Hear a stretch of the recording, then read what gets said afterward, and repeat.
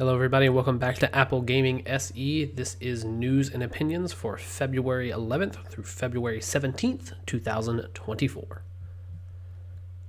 Starting off with the new subs this week, I thought last week was a huge increase of 20 subs. I think that was the biggest week I'd had, but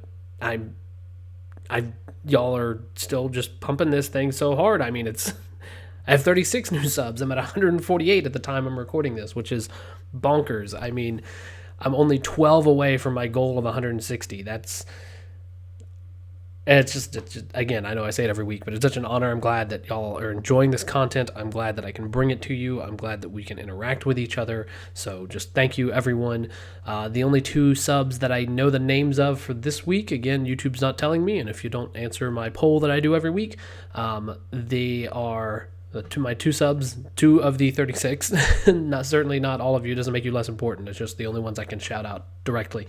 The first is Maria de la Paz Rios Jiminez, and the second is Straw Hat. So thank you both for subscribing. Thank you for the remaining 34 of you who have subscribed, and we look to keep this good content train rolling. Thank you so much.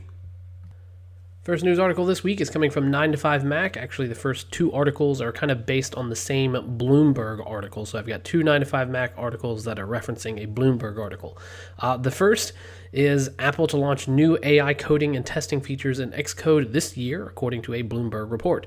So this is specifically talking about the Xcode developer platform. I think Apple is a little late to the game on this, but it's definitely better that it's late than never. The rumor is that the new Xcode platform will be similar to GitHub's Copilot program that will attempt to predict and complete blocks of code for developers. The new Xcode AI features are already being pushed by Apple management down to the internal engineering teams, so hopefully that gets out into the external parts of Apple developers, anybody who's outside of Apple directly. And it looks like part of that is actually going to be included as for Spotlight, as our next article is titled that Apple is testing more powerful version of Spotlight search powered by large language models.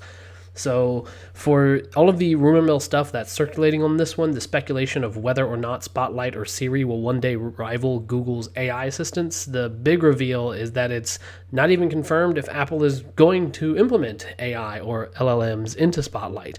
Of course, at some point, Apple will integrate AI, but as of right now, that's looking like it's at least a year away. Again, we already spoke about it, but while it is disappointing that it might be a ways out, the AI features that are coming into Xcode are inevitably going to make their way into other parts of the Apple ecosystem.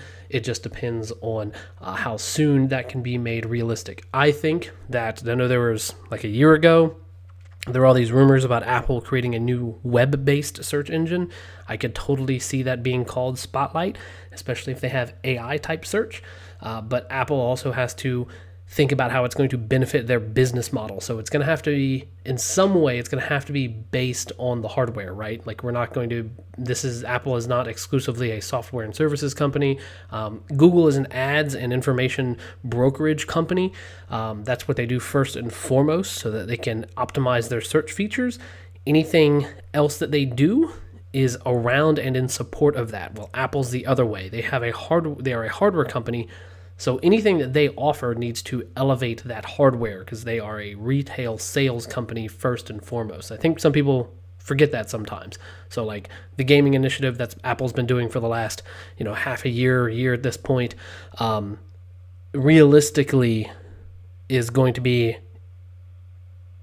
in the effort of supporting hardware sales, Macs, iPhones, iPads, and so forth, Vision Pro now. So, think about all the health features that they built into the Apple Watch is another example. So anyway, just think about it that way. AI is coming, but it's not Apple's priority because Apple is not a software services first company.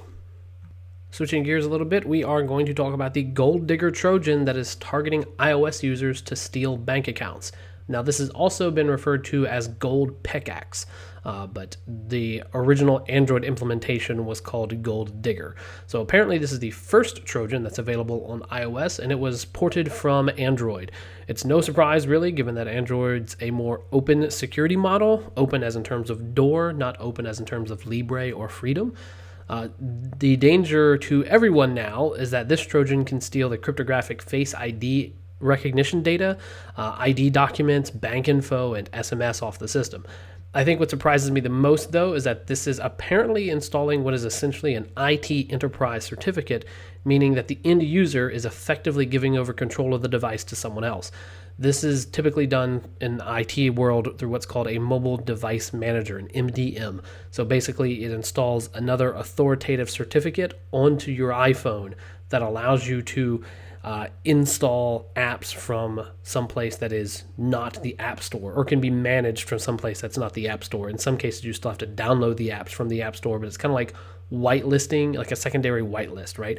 Anything that's on the App Store, Apple nominally whitelists, but if your phone belongs to your company, they say, okay, we only want you to have the Microsoft Office suite, Word, PowerPoint, Excel, Outlook, so on, Microsoft Teams, things like that.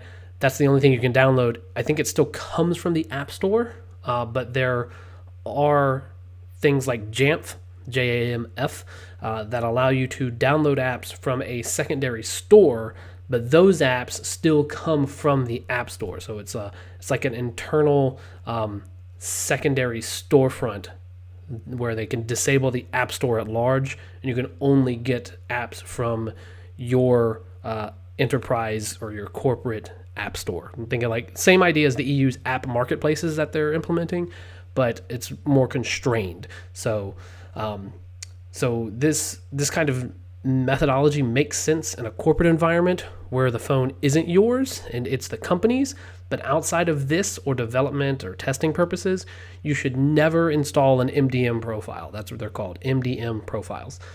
I just find it interesting that it's taken this long to get a Trojan on iOS. I mean, credit to Apple here for holding out this long, but it's one of those things where it's going to require a lot of user education to prevent this. As of now, GoldDigger or Gold Pickaxe, no, not the GoldDigger like one of my exes, right now it's only targeting people in Vietnam and Thailand.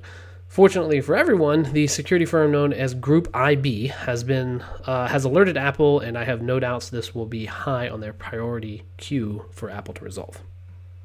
In 2025, the iPhone SE is to use an OLED screen from the iPhone 13, according to a new rumor report. And I don't want this video series to become about rumor mills, even though that's what this whole episode has sort of been about, or at least most of this episode has been about. But anyway, I have a place in my heart for the SE series of iPhones. Look at my channel name. So if this supposed SE4 comes out with an OLED panel and typically sports the latest SoC at the time of its release, and the pricing stays pretty low, you're effectively talking about an iPhone 14 for $429, maybe $449 because of inflation. And right now, the iPhone 14 is $700, so $450 would be a steal. We'll see how it shakes out, but I'm excited to see what we can get from the iPhone SE4. Last story from 9to5Mac. Is Microsoft planning on Xbox Cloud Gaming app for iPhone? Nope. So with all the rumors going around the past couple weeks of Xbox moving to bring exclusives to PlayStation, even if it's only via cloud streaming, I don't see where CEO Phil Spencer's argument makes sense. So if you read this article, Phil Spencer makes an argument that there's not a way to monetize Xbox Cloud Gaming on iOS. Effectively, he's saying that, well, to me, effectively, he's saying he doesn't understand what Apple's doing with this. So it just needs to be, the Xbox Cloud Gaming app just needs to be a storefront, like a front end for the service. It's the same way Netflix does it, right? So Apple isn't charging Microsoft 30% for each game played on Xbox Cloud service because there's no purchase occurring. It's just streaming content to the phone. Same thing with Netflix, right? Apple's not charging Netflix for every show.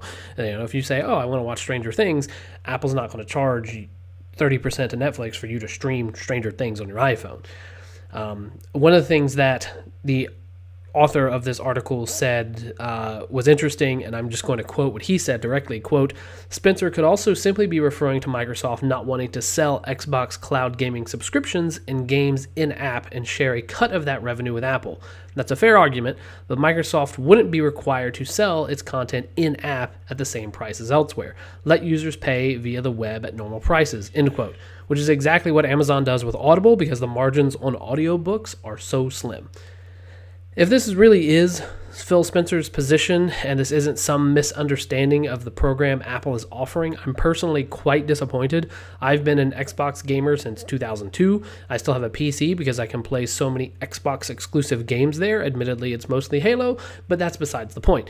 The point is, Xbox is either mistaken or being short-sighted and might be opening the door to Nvidia, Sony, or even Nintendo to take a big piece of the cloud gaming on mobile market. Now for our final story this week, it is not coming from 9to5Mac, it is coming from the Apple newsroom directly. So Apple Arcade for Apple Vision Pro takes players into a new dimension with 12 unique spatial games and more than 250 titles to enjoy with stunning clarity. If you have a Vision Pro, and you'll soon have access to 12 new games via Apple Arcade. Apple announced this week that the new spatial games will be coming soon to the headset. To me, the Game Room, Super Fruit Ninja, What the Golf, and Lego Builder's Journey, and the Spire Blast game are all graphically pretty simple-looking games, but they're first generation, so I don't think we can ask too much of them, graphically speaking. Besides, a ton of the Vision Pro's compute power has to go into calculating the spatial location and physics simulation for these games. But they all look like they're fun. I think of these, probably Super Fruit Ninja is probably going to be the least interesting to me. I've played Fruit Ninja before, and it has like a little bit of like time killing, like attraction to it. But I don't know that I would want to do it for long periods of time on end, right? What the Golf looks like it could be a fun kind of game to play around your like house to see what kind of insane like golf courses you could come up with in like a virtual environment, a 3D spatial environment. Lego Builder's Journey, if you and say, if you had family members that are just hardcore Lego fans, but you don't want to spend, hundreds of dollars on Legos. I mean, you spent $3,500 on a Vision Pro. I don't know, spending a few $100s on Legos probably isn't a huge ask. Maybe if you had somebody else that you were really good friends with who also had a Vision Pro on the other side of the planet, or in some places like geographically far away, maybe there's a way you could interact with each other in that kind of sense. But anyway, yeah, I just think I'm intrigued by what this first generation stuff is going to be, and then what it'll evolve into. I think Spire Blast actually looks like the most interesting of these, where it's almost like how like in Angry Birds you have to like knock down towers and stuff using physics. It's that kind of thing, but you have to knock down like a series of like colored spires in a certain way, the way the description occurs. So yeah, we'll see what comes out.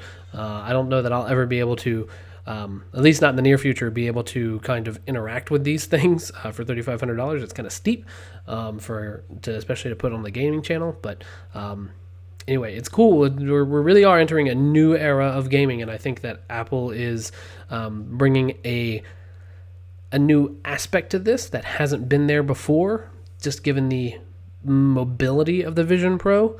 Now we'll see how that works out in time, but anyway, that's where we're at. New games coming to Apple Arcade. It's interesting stuff, so keep an eye on it. Let's all watch the news together. Let's talk about it. And that's it for this week. I hope to see you all in the next News and Opinions video. Next stream is planned for next Friday. I think I am going to do Fantasian. I think I've settled on that. I played like the first 30, 45 minutes of it, and it really does feel like an old school Final Fantasy-esque game that's like much more, we'll say, graphically modern, especially with the dioramic backgrounds. So yes, anyway, kind of a tangent there. Look forward to seeing you all in the next one. Everyone take care now. Bye-bye.